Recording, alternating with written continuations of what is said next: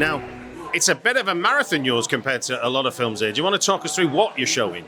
Yeah, well, it was 2 films. So one is a documentary about the 2 people who in 1970 played the same slasher killer in the movie End Zone 2.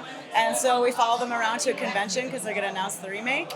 And we talk to a bunch of people and horror directors and actors who are influenced by End Zone 2 in their own work. And it kind of goes a little haywire for them, but in the story. And then we also were able to restore End Zone 2 and show that as a double feature with it. So it was a lot. Yeah, it was a lot. But people tolerated it, so yeah, it's it was a lot of fun. Yeah. And where did that, with such an ambitious project, where did that start for you?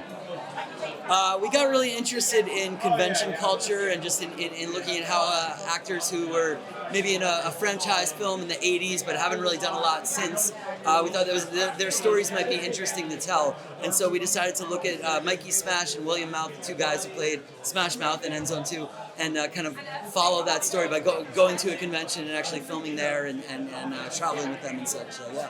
Now, I think I always like to ask when I'm talking to people who made documentaries is like you set off with a preconception of what you're about to do because that's your brief, but there must be discovery. So, what was it you discovered that surprised you the most in the making of the film? Just, they went from being they had a good arc. They went from being true rivals to, through the events of the remake and the announcements that are happening, they became friends and ended up working together, and now they're still friends. So I think it had kind of a healing journey that I didn't expect. For you? Yeah, that's great. I think I was going to say the same thing. Yeah.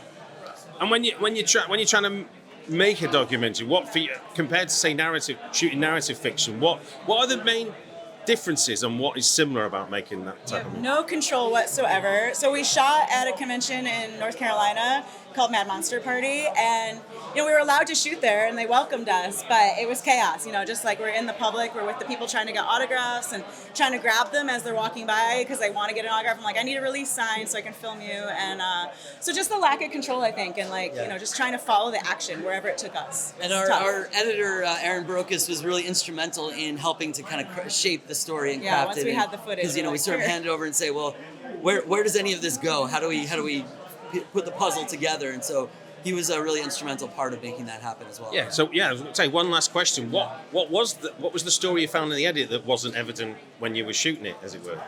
It's not so different from what we shot, I think, but it's just deciding what's the most important. What are the most important threads? A lot of things were cut that. Yeah.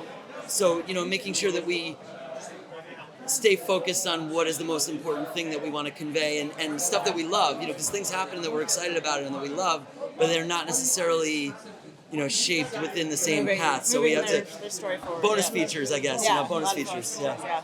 Well, look, thank you for joining us on FrightFest TV. Thanks so much for having us. Yeah. Thanks, Wright. See you guys.